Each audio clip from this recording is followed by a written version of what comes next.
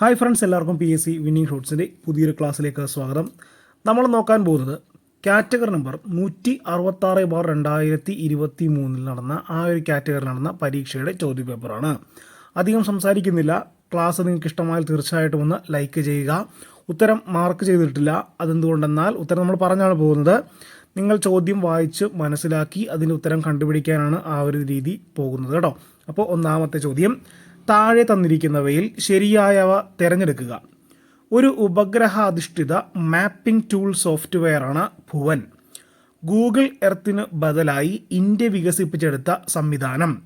2009 മാർച്ചിൽ പ്രവർത്തനക്ഷമമായ ഭുവൻ ISRO ആണ് നിർമ്മിച്ചത്. ഇതിലേതൊക്കെയാണെന്നാണ്? എയും ബിയും സിയും ശരിയാണ്. അതായത് ഈ തന്നിരിക്കുന്ന മൂന്നും ശരിയാണ്. ഓപ്ഷൻ സി ആണ് ആൻസർ കേട്ടോ.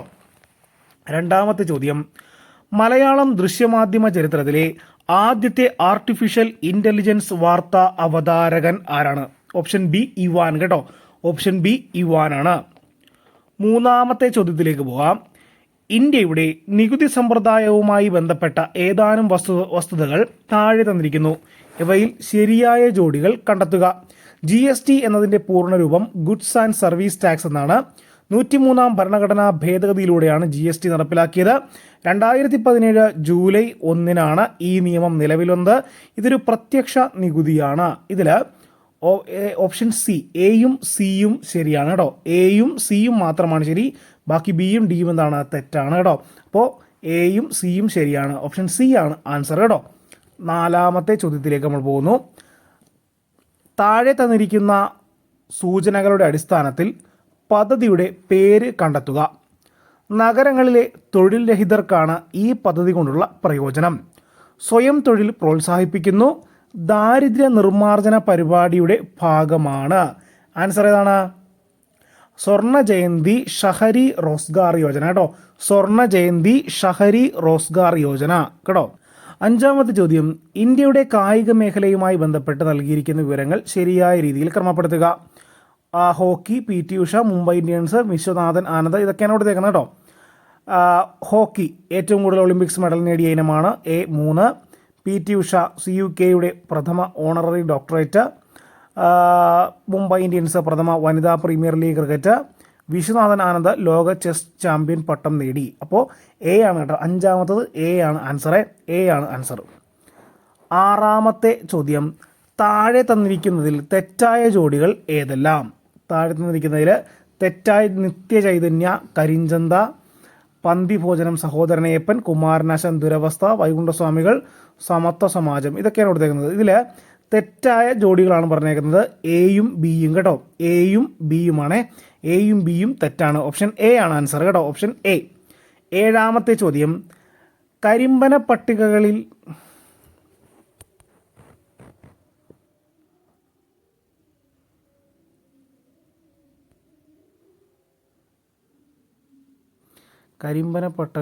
കാറ്റ് പിടിക്കുന്ന പോലെ ഞാൻ ചിലപ്പോൾ ചിലതിൽ നഷ്ടപ്പെടുന്നു.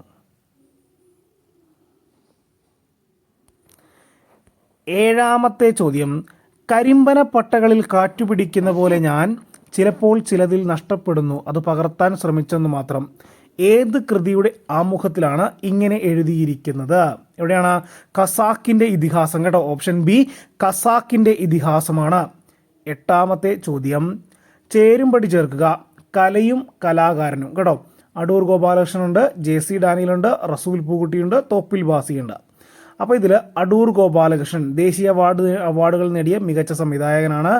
JC ഡാനിയൽ മലയാള സിനിമയുടെ പിതാവ്. റസൂൽ പൂക്കുട്ടി ഓസ്കാർ നേടിയ ആദ്യ മലയാളി. അതേപോലെ തന്നെ തോപ്പിൽ ബാസി കേരള പീപ്പിൾസ് ആർട്സ് ക്ലബ്ബ് കേട്ടോ. അപ്പോൾ ആൻസർ വരുന്ന ഏതാണ്? ബി ആണ്. എട്ടാമത്തത് ബി ആണ് ആൻസർ കേട്ടോ. എട്ടാമത്തത് ബി ആണ് ആൻസർ. ഒൻപതാമത്തെ ചോദ്യം, 2023 മാർച്ച് 30 രണ്ടാം G20 ഉച്ചകോടിയുടെ ഭാഗമായുള്ള ഷെർപ്പ സമ്മേളനത്തിന് വേദിയായ കേരളത്തിലെ സ്ഥലം ഏത്? കുമരകം. Option C Kumarakom. അടുത്ത ചോദ്യം, പത്താമത്തത്, ഇന്ത്യയുടെ സാംസ്കാരിക ചരിത്രവുമായി ബന്ധപ്പെട്ട് താഴെ നൽകിയിരിക്കുന്ന പ്രസ്താവനകളിൽ ശരിയായവ കണ്ടെത്തുക. കേരളത്തിൻ്റെ തനത് നൃത്തരൂപമാണ് ഭരതനാട്യം. കർണാടകയുടെ തനത് സംഗീത ശാഖയാണ് സോപാന സംഗീതം. ഇന്ത്യയിൽ നിന്ന് ആദ്യമായി ലോക പൈതൃക പട്ടികയിൽ ഇടം നേടിയ അജന്ത, എല്ലോറ ഗുഹകൾ, താജ്മഹൽ എന്നിവയാണ്. ചരിത്രത്തെ വർത്തമാനകാലവുമായി ബന്ധിപ്പിക്കുന്ന കണ്ണികളാണ് സ്മാരകങ്ങൾ. ഇതിൽ സിയും ഡിയും ശരിയാണ്, മറ്റേത് രണ്ടും എന്താണ് തെറ്റാണ് കേട്ടോ. സിയും ഡിയും എന്താണ് ശരിയാണ്, മറ്റേത് രണ്ടും എയും ബിയും എന്താണ് തെറ്റാണ്. അപ്പോൾ ഇവിടെ ആൻസർ വരുന്നത് എന്താണ്? ഡി ആണ് കേട്ടോ. 10ാമത്തത് ഡി ആണ് ആൻസർ. ഓപ്ഷൻ ഡി ആണ് ആൻസർ ആയിട്ട് വരുന്നത്. സിയും ഡിയും ശരിയാണ്. 11ാമത്തെ ചോദ്യവും 12ാമത്തെ ചോദ്യവും ക്യാൻസൽ ചെയ്ത ചോദ്യങ്ങളാണ് കേട്ടോ. ക്യാൻസൽ ചെയ്താണ്. 13ാമത്തെ ചോദ്യം നോക്കാം. മൊളാസിസ് ബേസിൻ എന്നറിയപ്പെടുന്ന സംസ്ഥാനം ഏതാണ്? മിസോറാം കേട്ടോ. മിസോറാം. മൊളാസിസ് ബേസിൻ എന്നറിയപ്പെടുന്ന സംസ്ഥാനം ഏതാണ്? മിസോറാം കേട്ടോ. മിസോറാം. 14ാമത്തെ ചോദ്യം. ഇന്ത്യയുടെയും ശ്രീലങ്കയുടെയും ഇടയിലുള്ള കടലിടുക്ക് ഏത്? ഏതാണ്? പാക് കടലിടുക്ക്. ഓപ്ഷൻ ഡി പാക് കടലിടുക്ക്. 15ാമത്തെ ചോദ്യം. റൂർക്കല ഉരുക്ക് നിർമ്മാണശാല ആരംഭിച്ചത് ഏത് രാജ്യത്തിൻ്റെ സഹകരണത്തോടുകൂടിയാണ്? ജർമ്മനി. ഓപ്ഷൻ ഡി ആണ് ജർമ്മനി കേട്ടോ. 16ാമത്തെ ചോദ്യം. പശ്ചിമഘട്ട മലനിരകളും പൂർവഘട്ട മലനിരകളും കൂടിച്ചേരുന്ന ഭാഗം ഏതാണ്? Option C Nilgiri. Option C Nilgiri. 17ാമത്തെ ചോദ്യം ക്യാൻസൽ ചെയ്തതാണ്. 18ാമത്തെ ചോദ്യം. ഇന്ത്യയിലെ ഏറ്റവും വലിയ എണ്ണ ശുദ്ധീകരണശാല സ്ഥിതി ചെയ്യുന്നത് എവിടെയാണ്? ജാംനഗർ കേട്ടോ. ജാംനഗർ ആണ്. ഓപ്ഷൻ എ ആണ് ആൻസർ. 19ാമത്തെ ചോദ്യം. ഇന്ത്യയിൽ 1ാം പഞ്ചവത്സര പദ്ധതി ആരംഭിച്ച വർഷം 1951 കേട്ടോ. 51. ഓപ്ഷൻ ബി ആണ് ആൻസർ. 20ാമത്തെ ചോദ്യം. കേരളത്തിൽ ഏറ്റവും കൂടുതൽ കടൽ തീരമുള്ള ജില്ല ഏത്? ഓപ്ഷൻ സി കണ്ണൂർ കേട്ടോ. കണ്ണൂർ. 21ാമത്തെ ചോദ്യം. സഹകരണ സംഘങ്ങളിൽ യൂണിയനുകൾ അഥവാ അസോസിയേഷനുകൾ രൂപീകരിക്കാം എന്ന് എത്രാമത്തെ ഭരണഘടനാ ഭേദഗതിയിലാണ് നിർദ്ദേശിക്കുന്നത്? 97ാം ഭരണഘടനാ ഭേദഗതി കേട്ടോ. 97ാം ഭരണഘടനാ ഭേദഗതി. 22ാമത്തെ ചോദ്യം. ഇന്ത്യയിലെ നിലവിലെ സുപ്രീം കോടതി ചീഫ് ജസ്റ്റിസ് ആരാണ്? DY ചന്ദ്രചൂഡാണ് കേട്ടോ. ധനഞ്ജയ് യശ്വന്ത് ചന്ദ്രചൂഡ്. ഓപ്ഷൻ എ ആണ് ആൻസർ. 23ാമത്തെ ചോദ്യത്തിലേക്ക് പോവാം. താഴെ പറയുന്നവയിൽ മനുഷ്യാവകാശ കമ്മീഷന്റെ ചുമതലയിൽ ഉൾപ്പെടാത്തത് ഏത് എന്നാണ് ചോദിച്ചേക്കുന്നത് കേട്ടോ. മനുഷ്യാവകാശ ധ്വംസനം നടത്തിയ ഗവൺമെൻറ് ഉദ്യോഗസ്ഥനെ സർവീസിൽ നിന്ന് പിരിച്ചുവിടുക കേട്ടോ. ചുമതലയിൽ ഉൾപ്പെടാത്തതാണ് മനുഷ്യാവകാശ ധ്വംസനം നടത്തിയ ഗവൺമെൻറ് ഉദ്യോഗസ്ഥനെ സർവീസിൽ നിന്ന് പിരിച്ചുവിടുക എന്നുള്ളത്. ഓപ്ഷൻ ഡി ആണ് ആൻസർ ആയിട്ട് വരുന്നത്. 24ാമത്തെ ചോദ്യം. വിവരാവകാശ നിയമം 2005 പ്രകാരം ശരിയായത് കണ്ടെത്തുക. ഈ നിയമത്തിന് ജമ്മു കാശ്മീർ സംസ്ഥാനം ഒഴികെ ഭാരതം മുഴുവൻ വ്യാപ്തി ഉണ്ടായിരിക്കും. വിവരം ലഭിക്കണമെന്ന് ആഗ്രഹിക്കുന്ന ഒരാൾ അപേക്ഷ ഇംഗ്ലീഷിലോ അപേക്ഷ നൽകുന്ന ആ സ്ഥലത്തെ ഔദ്യോഗിക ഭാഷയിലോ മാത്രമേ അപേക്ഷിക്കാൻ പാടുള്ളൂ.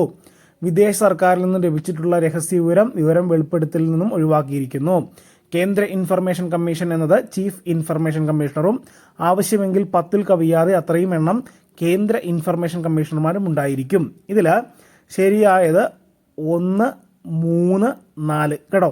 1, 3, 4 ആണ് കേട്ടോ. ഇതാണ് ശരിയായിട്ടുള്ളത്. ഓപ്ഷൻ ഡി ആണ് ആൻസർ.